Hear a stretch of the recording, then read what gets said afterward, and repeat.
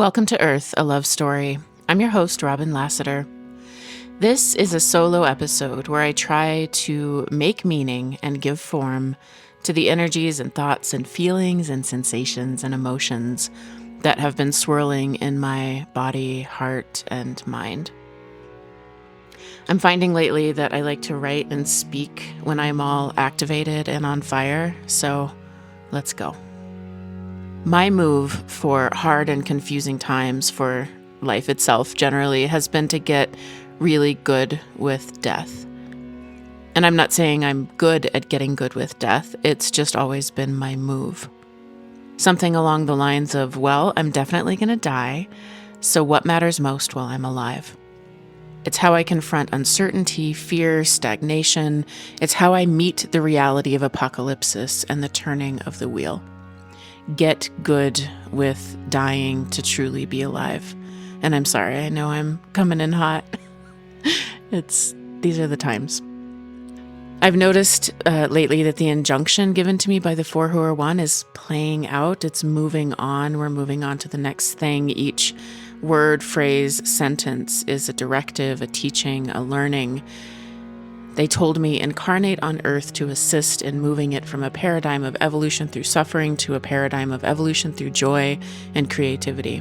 Learn to turn the wheel deliberately. Change the program from a zero-sum game to a non-zero-sum game. I got the evolution through suffering part, the gift of evolution through suffering, and I'm learning that evolution through joy and creativity is not something separate and over there as I assumed. I'm learning to work with evolution through joy, and as I do, I see it is none other than evolution through suffering. Oh, the paradox. Samsara is none other than nirvana, and nirvana is none other than samsara. Oh, the ecstasy of suffering when met with full acceptance, non-resistance, when met with creativity, and a deep, realized knowing that the immanence of divinity infuses everything, even the shit. Oh, my heart, oh, my throat, oh, my belly. The ecstatic turning inside out of the self, the upward moving descent into disillusion and emanation in each second, and can I bear it? Yeah, so far I can. So now it seems for the teaching of the turning of the wheel. Learn to turn the wheel deliberately, they said, and this to me is apocalypsis. We've been holding back the river and the dam has burst. The wheel will turn. Can we align with the intelligence of apocalypsis instead of fighting it? Can we learn to turn the wheel, or will we be swept away by the river? I dreamed last night of driving next to a flood, roaring rivers, and me driving upstream, uphill, and barely finding the road each time I thought I'd surely be swept away. I've been noticing how angry I am, how frustrated I am when I perceive people hanging out in doorways of acceptance. Like, yes, okay, the world is what we all expected and suspected. Power and horror and corruption and darkness, the darkest, the most gut-wrenching darkness.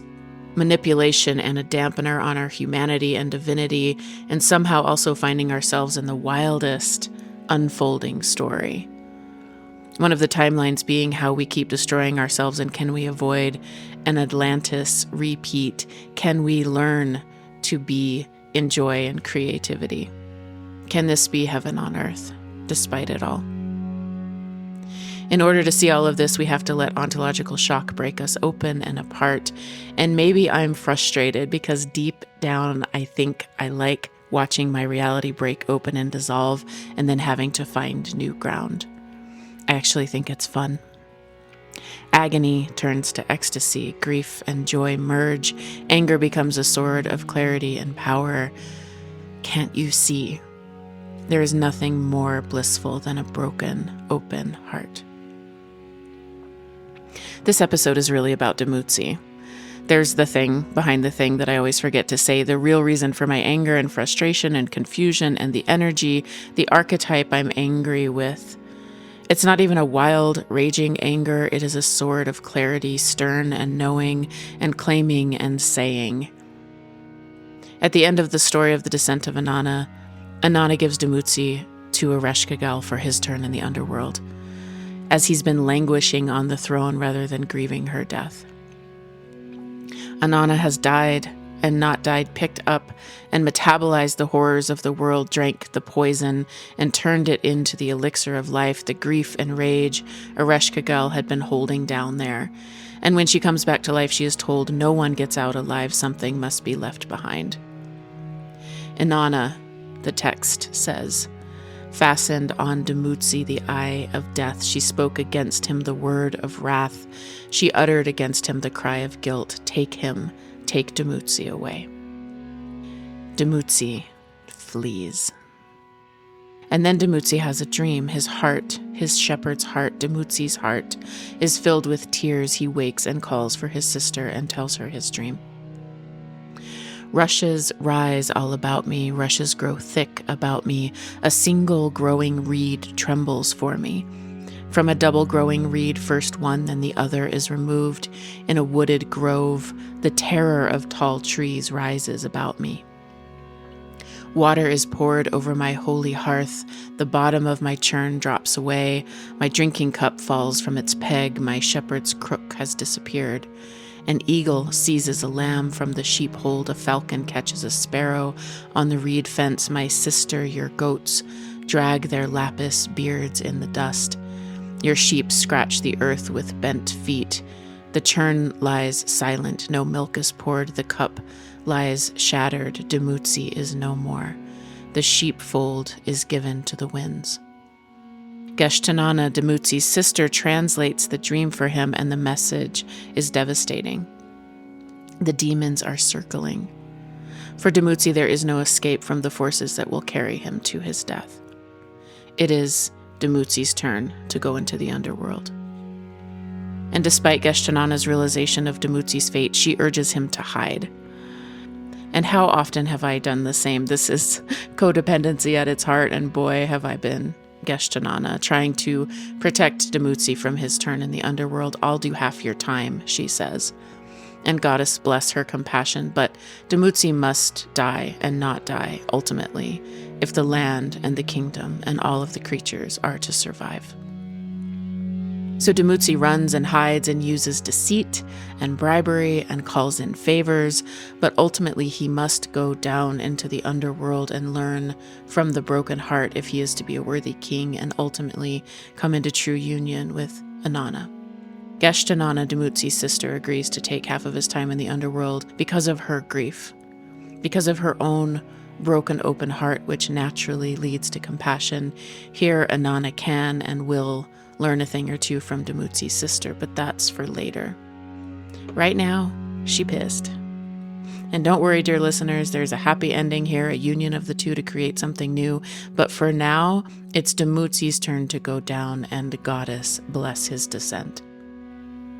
Dumuzi is me, and Inanna is me, and Geshtinana is me, and right now I am hanging out in doorways of acceptance with Dumuzi. I know I am here to help hold the golden frequency during the tearing apart, the tearing down, the unveiling, the revealing, the turning of the wheel. Can I learn to turn the wheel to create the next thing while the old thing dies? That's what I know I'm here to do, and yet taking that seat and claiming that truth and stepping aside to let life herself move through has sometimes felt like the most terrifying thing, but it's all here now and it's time. So when I get frustrated with people hanging out in doorways of acceptance, it's really myself I'm frustrated with. Just go, Robin. Do the thing. Move through. Be the whatever you're being called to be. Surrender to life and what she wants of you. Life to me is a series of deaths, surrender, by which I mean saying yes, apocalypsis, letting go again and again, falling backward and up, and finding the ecstasy of being caught and a soft place to land. This frustration, urgency, anger is all very Neptune in Aries of me, all very get going, can't you see the old way is dying, and I'm seeing my own inability to hang out in doorways of acceptance anymore. It's good that anger and frustration are rising because those have been in my shadow. Fear of anger, fear of my own anger, the anger and violence of the masculine, and fear of my own impotence turned ugly. But goddamn, it is time for Dumuzi's turn in the underworld, time for the unconscious, masculine to go down and in and meet the pain, the agony, the grief of what's been done. Anana went down on purpose, and Dumuzi was dragged, and I get it. It's so easy to project all of these feelings outward, but that isn't actually how reality works, and it creates division and highlights my own unconscious parts. So as hard as it is, I've been working with the unconscious masculine energy within my own body and system. Also, Anana is pissed, and fuck women having to hold it all. And so for me, my work here where I am right now is to let him be dragged down. No trying to save him or rescue him. Let him bear the agony now as an act of true love and compassion, because I know how we become alive by dying and rising again. And let him step forward now into aligned action, into the turning of the wheel, into meeting the intelligence of apocalypsis, and into choosing to be in service to life instead of service to self. And I know how hard this road is to walk, and yet it's fucking time for Dumuzi to walk it. My friend received a teaching on this morning.